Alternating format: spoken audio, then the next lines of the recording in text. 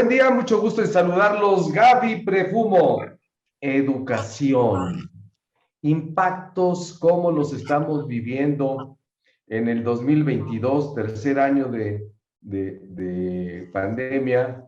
Mucha sangre derramada, perdón por la expresión, en un tema que nos ocupa o nos debería ocupar a todos. Y cuando digo a todos, me refiero al Estado en general, instituciones, la población, los gobiernos y aparentemente, en el caso de mi país, nos lo han dejado a nosotros. Y entonces es un tema que lo traemos a flor de piel en las organizaciones y en la sociedad.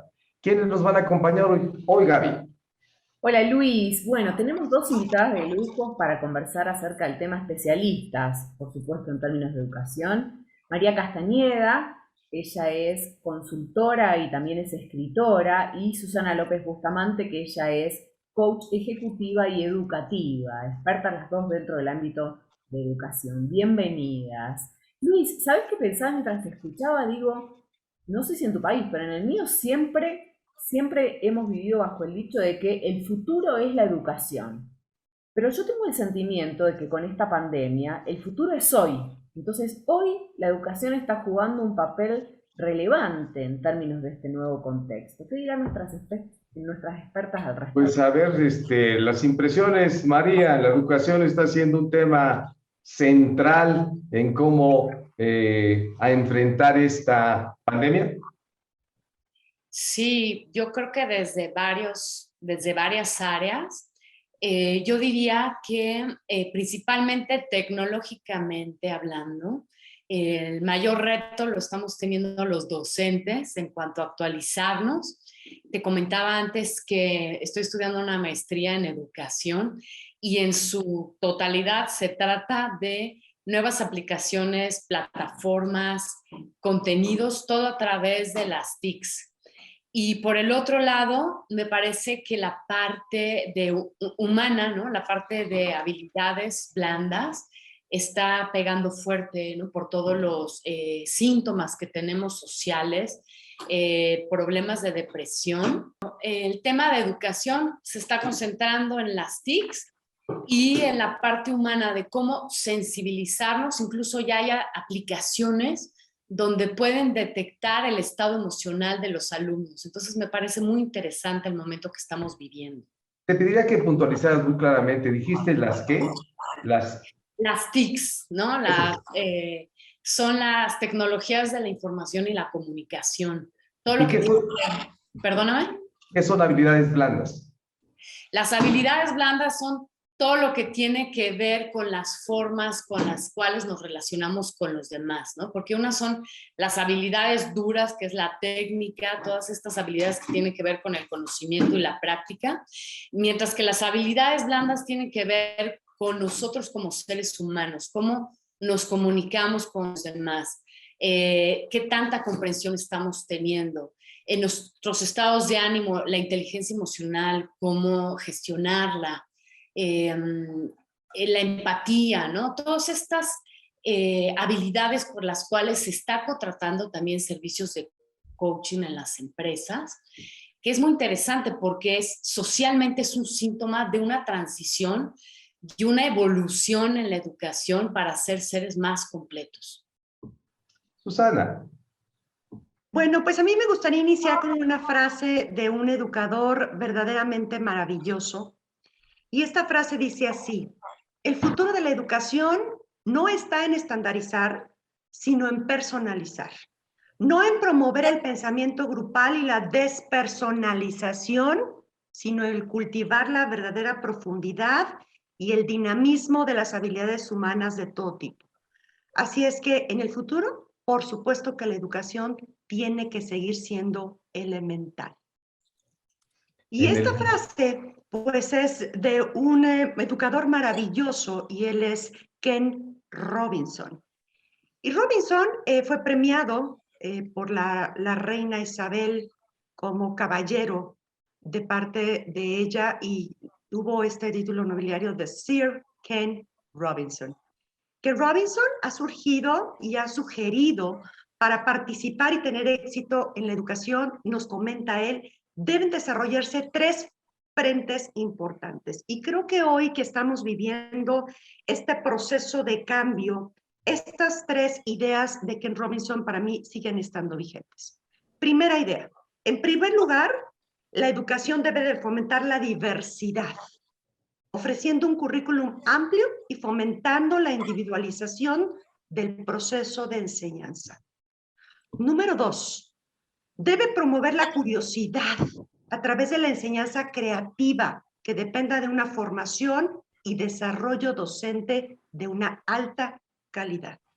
Y tercera idea que propone Ken Robinson es, debe enfocarse en despertar la creatividad a través de procesos didácticos alternativos que pongan menos énfasis en las pruebas estandarizadas, dando así la responsabilidad de redefinir el curso de la educación a las instituciones educativas y a los maestros. Y si tomamos estas 3 ideas y regresamos un poco al origen del verbo de educar, que significa educare, que significa alimentar, pues yo creo que aquí en estas 3 propuestas de Ken Robinson podemos encontrar la respuesta.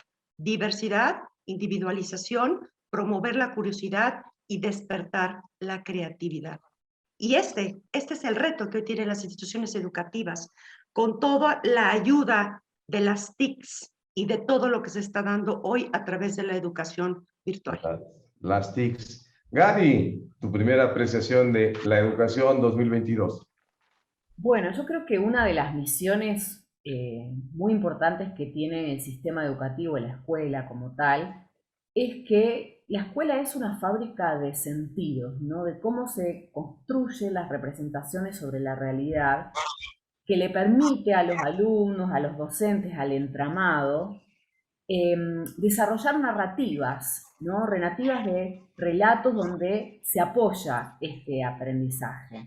Y de alguna manera, ¿por qué digo que la escuela tiene como esa misión fundamental de representación sobre la realidad? Porque es un espacio donde las personas interactúan, donde aparece la sociabilización, donde en lo que estudiamos aparece esto del sentido, para qué estudiamos, cómo vivimos el aprendizaje. Y creo que este tiempo, que es un tiempo de mucha incertidumbre, que justamente amenaza estos pilares de cómo creamos un relato juntos, hoy será el relato de la pandemia, y por ejemplo pensaba sobre todo en los últimos relatos del sistema educativo, donde por ejemplo los chicos se quedaron sin viaje de fin de año, se quedaron sin fiesta de graduación, se quedaron sin poder compartir físicamente, ¿no?, con sus compañeros, esto último, que era el último tramo, y muchos que quizás vienen desde el primer año de primaria y pasaron 17 años juntos y al final es como que los encerraron y perdieron la capacidad de estar juntos. Entonces, ¿cómo el docente necesita aprender que esta vivencia del estar juntos pueda estar en una plataforma digital, creando, por ejemplo, juegos, creando desafíos, no solamente con el docente, sino también desarrollar una especie de guión para la familia, para saber cuál es el rol de la familia que acompaña este aprendizaje. Y por supuesto es una invitación, creo yo, a renovar los contenidos, por supuesto, académicos, en donde hoy el sistema educativo, que sigue teniendo un programa creado en la Revolución Industrial, no está apalancando las necesidades actuales de los chicos donde operan hoy, ¿no? Pues es un tema central, creo que lo que han dicho de que sea la educación más individual, más creativa, que despierte la curiosidad y que es una transición, no sé si lo consideres, María, abrupta para las universidades, donde les ha puesto en reto y siguen en reto. Yo diría que tanto en fondo como en forma, porque empieza a ser la pregunta ¿para qué te educas? Cuando lo que sigue es un mundo muy acelerado, un mundo muy disruptivo, en donde la educación, digamos, tradicional ya no cabe. A mí me encanta, me parece muy interesante esta crisis de valores que estamos teniendo, y económica y social, porque justamente esto que decía Susana me encanta, ¿no? El ser la educación autorreferenciada, es decir, enfocada en la persona y en sus talentos y en cómo desarrollarlos. Y al mismo tiempo, cómo, esto que decía Gaby también, aprovechar la inteligencia del grupo para el crecimiento y el aprendizaje colectivo. Entonces, tienen elementos muy interesantes que nosotros no vivimos. Generalmente fuimos educados justamente para sacar la buena nota, para dar el ancho, para el deber ser, ¿no? Estamos como en un momento en el que estamos volteando a ver quiénes son estos niños, cuáles son sus talentos y cómo desarrollar un criterio personal. La educación está teniendo un cambio brutal en el sentido de que el docente ya no es quien te dice qué tienes que pensar o qué tienes que hacer, sino que la educación está siendo autodirigida también y autodidacta. En realidad, mientras una persona está dando una ponencia, los alumnos ya pueden estar corroborando esa información en tiempo real e investigar por su cuenta. Tienen acceso a plataformas increíbles donde el conocimiento y el aprendizaje es colectivo, la retroalimentación puede ser en tiempo real. Entonces, si bien las personas están estudiando dentro de casa, sobre todo ahora, ¿no? Y el año pasado y el antepasado, no se diga, yo creo que esto ha disparado la capacidad personal de cada quien de acceder a lo que le gusta realmente, a conocerse, a explorar en sus propios talentos. Entonces, sí es un desafío muy grande para la universidad, en tanto que viene esto que me gustaría completar en la definición de educación, que etimológicamente también significa sacar de dentro. Entonces, el docente se vuelve alguien que sopla las brasas, ¿no? Como dice Leonardo Wolf. ¿O dice Wolf? Exacto, cómo desafiar la mente de estas personas, no en tanto a llenarlos de información, sino en cómo hacer preguntas inteligentes para que ellos puedan crecer desde su propio punto de vista, desarrollar un criterio personal y desde ahí aportar con una mayor fuerza a la sociedad. Porque en esta combinación de libertad, ¿no? Nueva libertad que están teniendo los alumnos de su propio conocimiento, creo que es una oportunidad increíble socialmente hablando, porque al ser seres más completos ellos mismos, incluyendo la ecuación emocional, me parece que podemos aportar de una manera más completa a la sociedad, ¿no? Hay una frase que me encanta que dice, entre más somos de nosotros mismos, más podemos ser para los demás, ¿no? Lo que está diciendo María es central. Parece ser que el reto de educarme es para mí mismo. Hay más herramientas, pero el desafío lo tengo yo. ¿Qué quiero decir? Hay más opciones. Ya no dependo del programa de estudios que me haga mi universidad, que me digan en mi familia que tengo que estudiar, o que el decano del pueblo, ciudad, o a gente que admiro que me diga qué tengo que hacer. No hay guiones. Soy yo mi propio guión. ¿Lo ves así en cuanto a la educación en el corto plazo y en el mediano plazo? Tu volumen. Yo creo que, sí, Luis, correcto. Yo creo que hacia allá vamos. Hacia allá es la tendencia, pero yo creo que va a ser un proceso continuo que nos va a invitar a llevarnos hacia allá, porque es cierto que el sistema educativo no estaba listo para esto. Y quiero comentar de alguna manera los retos que yo he observado en las instituciones educativas, ¿no? Desde educación básica hasta educación superior. Y creo que han sido 4 retos importantes que han tenido que enfrentar todos los agentes que se encuentran involucrados en las instituciones educativas. Primero que nada, es romper la rigidez de los programas educativos, de los currículum que se tenían y que definitivamente no funcionaron en este nuevo esquema de pandemia. Entonces, el poder flexibilizar la currícula es lo que ha permitido encontrar nuevas posibilidades. Segundo, obviamente, todo lo que tiene que ver con los recursos tecnológicos que han tenido que realizar las instituciones educativas, con convenios con Google, con Zoom, y no nada más los recursos económicos dentro de las instituciones, sino los recursos económicos que han tenido que aportar las familias para poder generar y hacer posible la conexión desde la virtualidad. Esto implica siempre una parte económica fuerte. Tercer reto, la capacitación al personal. Y este ha sido realmente una estrategia educativa donde se ha hecho un esfuerzo inmenso en toda la parte de la capacitación a los docentes, porque han sido los docentes los agentes de cambio, han sido los docentes que han tenido que entrar en una velocidad tremenda a poder continuar conectados con sus alumnos a través de las diferentes plataformas que existen. Así es que, además de generar conexión, han sido los responsables de generar contenido digital. Fíjate qué interesante, porque antes el contenido pues lo llevaban los docentes en sus hojas, en sus libros, en sus carpetas, en lo que tenían. Y ahora, de un día para otro, tuvieron que aprender a hacer diseño instruccional y hacer contenido que estuviera disponible para sus alumnos.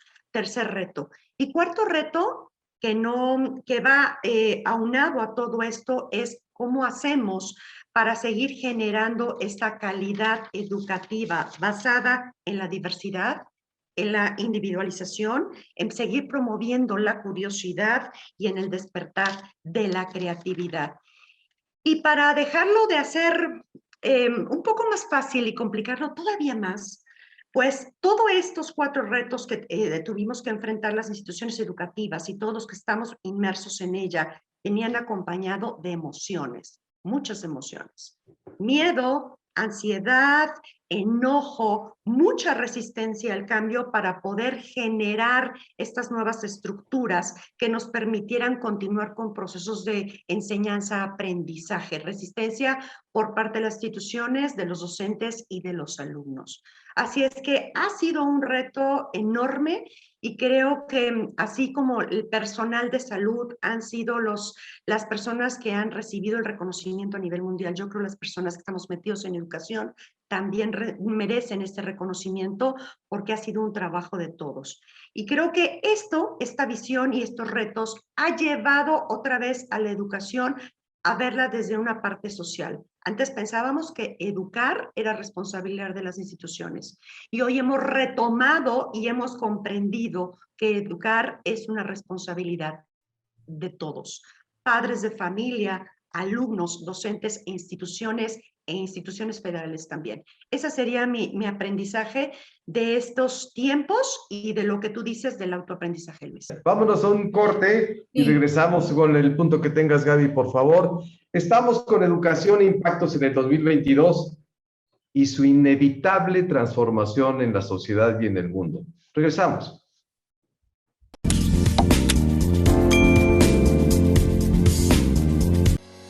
Consultoría y sesiones de coaching especializadas, enfocadas en el post-coronavirus time. Sesiones tanto individuales como grupales, diseñadas acorde a la situación específica de cada caso. Manejo de crisis, evolución y creación del futuro para ti y tu organización. Luis Fernando González, consultor y coach reconocido con amplia experiencia en el mundo empresarial, actual director del blog Coaching en México y Galería Coaching México TV. No estás solo, todos podemos reiniciar en este cambio. Post-Coronavirus Time. Contáctanos.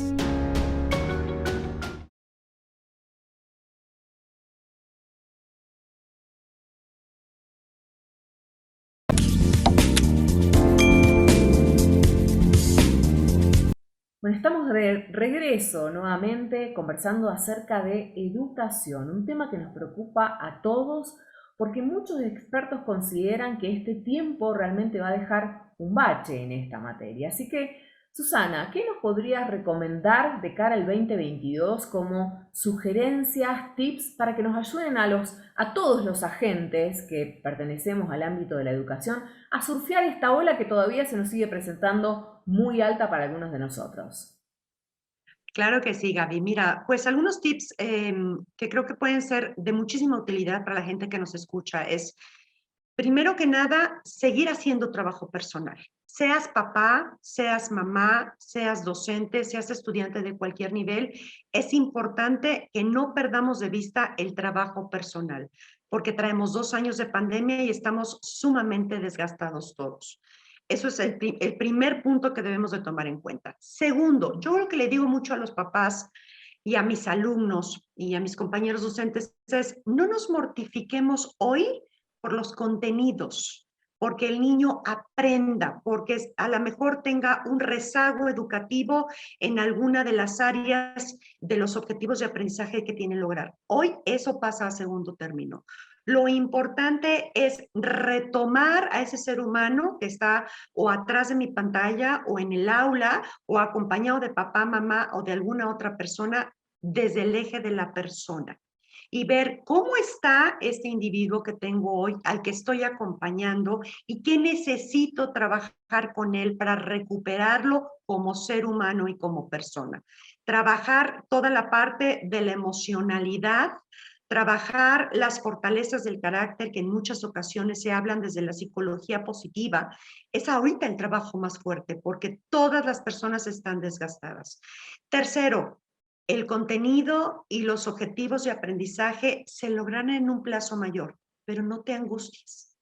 El niño va a tener que aprender a leer y escribir, los jóvenes van a tener que aprender matemáticas, álgebra y todo lo que venga y muchas cosas más. Estamos en un momento clave en donde los contenidos de aprendizaje están siendo revalorados. Así es que las oportunidades y la posibilidad de manejarnos desde esta nueva posibilidad de educación en línea nos va a permitir seguir aprendiendo. Así es que creo que bajar la ansiedad en todos los agentes que intervienen en este proceso de enseñanza-aprendizaje es el punto más importante que hoy debemos de tener y conectar nuevamente desde la parte social. Muchas gracias, Susi. María Castañeda, ¿cómo estás viendo esto y un poco integrando también lo que decía Susana?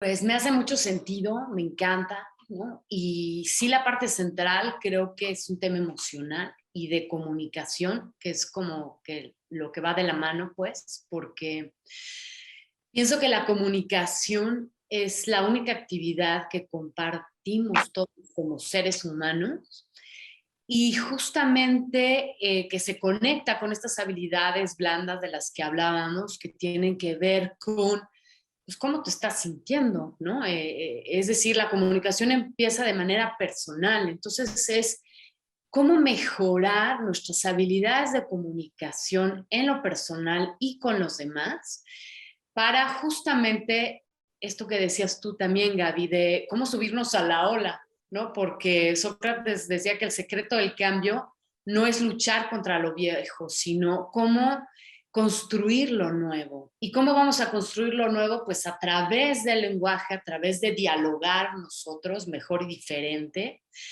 enfocado hacia el cómo sí. Gaby, yo te preguntaría a ti, dentro de lo que comentan María y Susana, ¿dónde has estado en esta parte trabajando con organizaciones en cuanto a los temas que les interesan? ¿Cuáles has participado, visto? Bueno, los temas que les preocupan mucho tienen que ver con la incertidumbre. Si bien siempre estamos en un contexto incierto, pero hoy la incertidumbre es más corta, digo, no sé qué va a pasar la próxima semana. A veces las conversaciones de directorio pasan por ahí.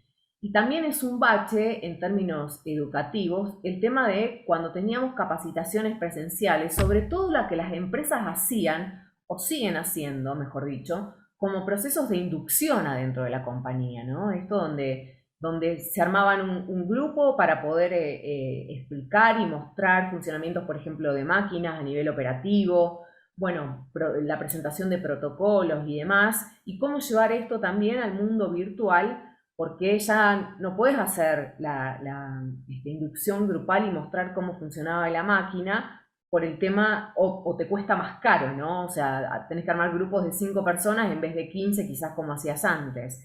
Entonces, también para la empresa ha sido un desafío. ¿Cómo educa a la gente? Al que ingresa, también al que está, porque una de las inquietudes que yo me he encontrado dentro de las organizaciones es que, a ver, yo no puedo hacer capacitaciones virtuales. ¿Por qué? Porque tengo conectada a mi gente 8 horas al día a una computadora. No puedo pedirle que siga conectado 2 horas más para tener una capacitación, porque para mí termina siendo un gasto porque el nivel de atención baja. Entonces, ¿cómo sigo desarrollando personas dentro de nuestra organización cuando aparecen estas conversaciones limitantes en términos de cómo educamos a nuestra gente, ¿no? ¿Cómo lo ves vos, Luis? A mí me encanta el tiempo y entiendo que es muy complejo, que como coach a mí me gustaría resaltar y ponerle signos de interrogación a la palabra complejo. ¿Qué tan complejo ha sido para mí? ¿Qué tanto me ha exigido? Yo sé que ustedes tres y varios colegas estamos permanentemente en capacitación, porque es parte de la formación. Pero a los que no, sin duda están estudiando algo. Y al estar estudiando algo, le quitas lo complejo. Y tenemos esta capacidad de aprender sin importar mi circunstancia. ¿Qué quiero decir? Muchos han tenido que aprender desde cómo se prende un computador. Yo tengo amigos que créanme, ahora manejan, acabo de sacar un ejemplo de una tienda aquí, de doña Conchita, una mujer de 60 años con la primaria, ahora maneja por WhatsApp los pedidos, entrega a domicilio, tiene cobros por todas las tarjetas de crédito y débito, tiene formas de traspaso, está dando la ubicación donde va tu pedido, simplemente porque tuvo que aprenderlo. Y lo pudo hacer. Y yo creo que la palabra complejo es como la quieras interpretar y vivir. Pero bueno, antes de irnos, y les agradezco mucho, me gustaría que nos hicieran la última reflexión y sugerencias, que habían 22, en el 22, por generaciones. Susi, adelante, por favor. Gracias, Gaby. Bueno, pues yo quería retomar un poco el punto que mencionaba Luis y comentar algunas situaciones importantes. Creo que hoy en las organizaciones a mí me está tocando ver también esta parte de cambio de cultura, ¿no? Un cambio de cultura importantísimo e interesante. Antes de la pandemia, las culturas organizacionales en las organizaciones se regían por la jerarquía, por el exceso de control, por la antigüedad que tenía la gente en las organizaciones, por la gran cantidad de hombres que ocupaban los puestos directivos y por procesos y rutinas muy claramente establecidos. Hoy, después de pandemia, la cultura organizacional tiene que ir definitivamente hacia un compromiso emocional, centrado mucho más en la persona, orientado a resultados, no tanto a procesos, entendiendo que la sinergia que genera el equipo nos permite el mejor logro de esos resultados que necesitamos, en una constante innovación y, por supuesto, muchas más mujeres integradas en niveles directivos. Ahí es el primer punto que quiero comentar, este cambio de cultura importante que yo estoy observando, que necesitamos y que las empresas están tratando de hacer de alguna manera. Y sumado al cambio de cultura, bueno, pues yo quisiera compartirles cuáles son las competencias laborales más demandadas después de la pandemia, a partir del año pasado, 2021. Consultando varias fuentes de recursos electrónicos de gente especializada que hace reclutamiento y selección, pues hice aquí un resumen de las competencias que ahora más se requieren. Primero, pensamiento analítico e innovación. 2, sensibilidad tecnológica.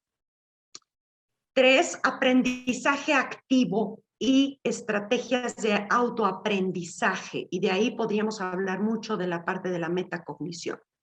Creatividad, originalidad e iniciativa para la resolución de problemas. La posibilidad de tener algo de idea de programación y de inteligencia artificial. Todo lo que tiene que ver con el pensamiento crítico y el análisis, que volvemos otra vez, como comentaba María, a hablar de las habilidades blandas. Y la última, y no menos importante, gestión de crisis. Esas tienen ahí ustedes 7 competencias que después de la pandemia se tuvieron que reestructurar y son las que ahora se piden desde el mundo de las organizaciones. Así es que si de las generaciones, baby boomers, generación X, millennials, creo que todos tendríamos que replantearnos que si queremos seguir en los modelos laborales, ¿cómo puedo yo desarrollar estas 7 competencias que hoy se requieren desde el mundo laboral? Esa sería mi participación para poderlo poner en la mesa de lo que se requiere desde el mundo laboral para el desarrollo de las competencias personales. María, ¿algún comentario que gustes hacer? Sí, claro, abundando en esto que decía Susana, que estoy de acuerdo con ella totalmente, también se habla de un liderazgo conversacional como un concepto nuevo en las empresas, en este cambio de cultura que estamos viviendo. Entonces, ¿cómo lograr esa sinergia de la que hablaba Susana? Y tú decías, bueno, hay que hacer una reflexión por generaciones. Me parece que podríamos, sí, yo insistir, ¿no?, en el tema de la comunicación, es cómo mejoro mis habilidades de comunicación de manera que mi liderazgo se centre en cómo escuchar a estas generaciones, a todas, para aprovechar la inteligencia del grupo y cambiar en unidad con la empresa o con la familia donde yo esté en el sistema en el que me desenvuelva, a través de una escucha activa dirigido a pues esas tareas o esas metas a través de los compromisos emocionales, ¿no?, que decía Susana. Es decir, cómo conversar entre nosotros de manera que, como en el pasado, alguien ostentaba el poder y ahora estamos dirigiéndonos más a cuál es el bienestar del grupo, es decir, cuál es el bien mayor. Entonces, esta sería mi reflexión final. Pues déjenme decirles que a mí me encanta. Es un tema tan amplio que tiene muchas aristas. Pero bueno, hacer un comentario rápido a lo que preguntó Gaby de democratización. Híjole, la palabra democracia en educación no me quiero meter por ahí, porque nos vamos a meter en problemas geopolíticos que no es el caso. Pero lo que sí es, y lo prefiero ver así, Gaby, en lo personal, son las oportunidades que te da tal globalización e información del conocimiento. Hoy tenemos la oportunidad, algunos tendrán más acceso o menos, pero de ir a cualquier información. Yo quiero terminar el programa con una imagen de una biblioteca que me encantó, la biblioteca de Palacio Nacional de Mafra en Portugal. Ahí la vamos a ver en pantalla. Un lugar muy bello para ir a estudiar, que por cierto tiene un dato, tiene murciélagos. Y esos murciélagos han permitido que los libros y las instalaciones estén libres de insectos. Es una belleza. Pero ¿saben qué? Cada vez menos visitada. Como todas las bibliotecas del mundo. ¿Cuáles sí están siendo visitadas? Harvard, Berkeley, Stanford, la UNAM, muchas más digitalmente. Eso para mí podría ser la democratización. La oportunidad que tengo yo de ir a la información, de ir al conocimiento, que por cierto, la ciencia cada vez tiene más claro de que el conocimiento es efímero. Las verdades científicas son hipótesis temporales comprobadas, que sabemos que en el corto plazo se van a renovar. Y en ese mundo no estamos todos. La invitación es, usemos las oportunidades con gente tan extraordinaria como ustedes que les dan acceso a esta información. Y no le tengamos miedo a la velocidad. Mejor disfrutémoslo. Y un comentario final para mis baby boomers. También hay que entrarle porque pues ya es otra cosa, es otro mundo. Y sí se puede y es poco a poco. Comentario final, Gaby, para irnos de este programa. Bueno, las apreciaciones de los desafíos sobre los que estamos hoy parados, todo el mundo, ¿no? Todas las generaciones juntas, y me parece que lo crucial para esto es cómo tejemos juntos un entramado que nos permita a todos crecer y crecer en todos los ámbitos que nos importan a nosotros, ¿no? Y ayudar a esto de que la humanidad evolucione. Creo que tenemos una hermosa plataforma para poder hacerlo. Todas, todos, mucho gusto, gracias. Nos despedimos por este programa. Por favor, si nos despedimos, María, Susana, y nos vemos en el siguiente a ver qué inventamos, y bienvenidos todos sus comentarios. Gracias. Adiós. Gracias.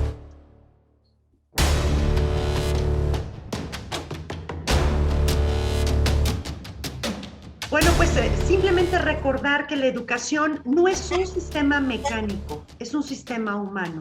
Y es a través de la educación donde podemos desarrollar los talentos que identificamos desde la educación básica y que nos permite construir seres humanos que brillen y que puedan aportar talento a la parte de las organizaciones. Así es que el talento no es lineal. Por eso la necesidad de esta educación mucho más personalizada que nos permita encontrar la posibilidad de brindar lo mejor de cada uno desde nosotros. Y creo que ahí es donde están las organizaciones metidas hoy, en este mundo de cómo hacemos para poder generar personas que